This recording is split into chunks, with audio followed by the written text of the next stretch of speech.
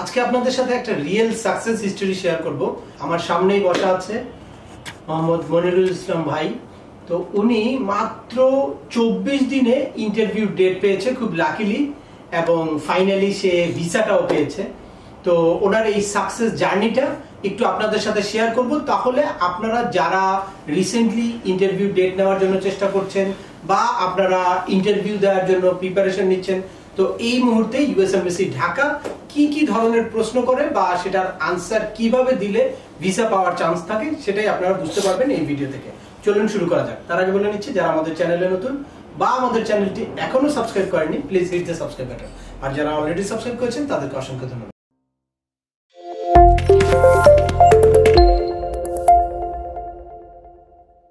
Welcome back. আপনাদের সাথে আছি আমি সিএম আমিনুল বাহার। আমাদের এই চ্যানেলে ইউএসএ, কানাডা, অস্ট্রেলিয়া, ইউকে, ইউরোপের বিভিন্ন দেশে ভিজিট, পড়াশোনা, ওয়ার্ক পারমিট এবং মাইগ্রেশন সংক্রান্ত বেশ কিছু আপডেটেড ইনফরমেশন আছে। আপনারা যারা যেই টপিকস ইন্টারেস্টেড দয়া করে ওই রিলেটেড সকল ভিডিওগুলো দেখবেন।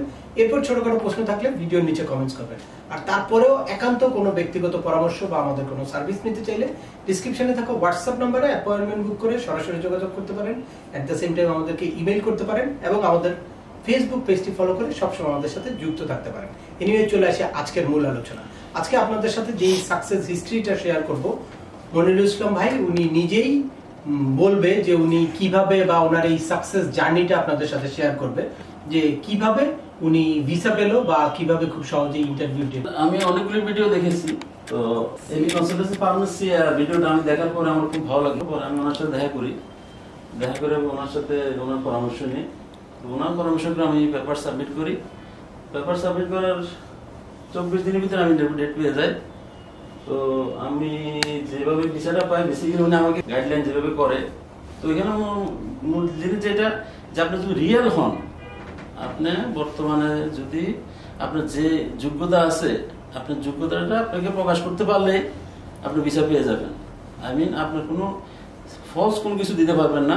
আপনার যদি যোগ্যতা থাকে যাওয়ার এবং আপনি প্রুভ করতে পারেন, আপনি গিয়ে আবার ফেরত আসবেন, ডেফিনেটলি আপনি ভিসা পাবেন। এটা হলো মূল জিনিস। ওরা দেখে যে আপনি আসলে কতটুকু যোগ্য, ওইখানে যাওয়ার যোগ্য কিনা, প্লাস ওইখান থেকে ফেরত আসবেন কিনা। সেইখানে মূলত DX-60 ফর্মে যে ইনফরমেশনটি দেওয়া হয়, এটার উপরে বেসিস করে প্রশ্ন করা হয়।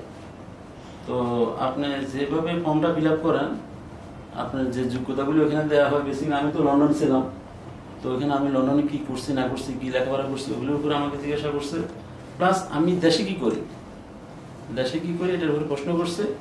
তো DS-61 যেভাবে ছিল ঠিক ওভাবে প্রশ্নের উত্তরগুলো দিচ্ছে, আমাকে ওরা ভিসা দিয়ে দিচ্ছে।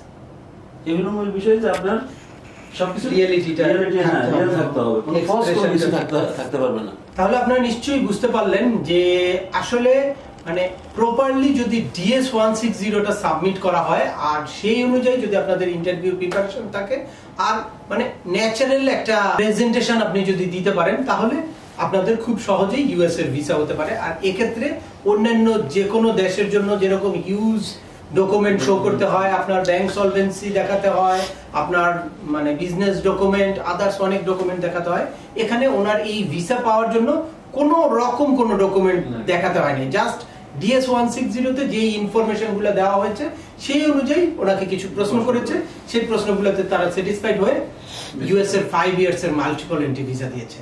তো সুতরাং আপনারা যার মাধ্যমে প্রসেস করেন, আপনারা দেখবেন যে আপনাদের প্রোফাইল অনুযায়ী কতটুকু সুন্দর করে DS-160টা সাবমিট করা যায়। আপনাদের হাতে মেইন আর্মস হচ্ছে এই DS-160। এটার মধ্যে দিয়ে আপনাকে রিফ্লেক্ট করতে হবে যে আপনি এই দেশে এস্টাবলিশড একজন পারসন, এখন জব করেন, বিজনেস করেন, যাই করেন, আর আপনার এখানে জব রেসপন্সিবিলিটি অনেক ইম্পর্টেন্ট এবং আপনি ইউএস তে গিয়ে ব্যাক করে আসবেন। এটা যেরকম ইন্টারভিউতে ফুটিয়ে তুলতে হবে, এট দ্য সেম টাইম DS-160তে আপনাদের ফুটিয়ে তুলতে হবে। তো আজকের ভিডিওটা দীর্ঘায়িত করছি না। আশা করি আপনাদের এই ভিডিও থেকে একদম রিয়েল একটা সাকসেস হিস্টোরি আপনারা পেয়েছেন।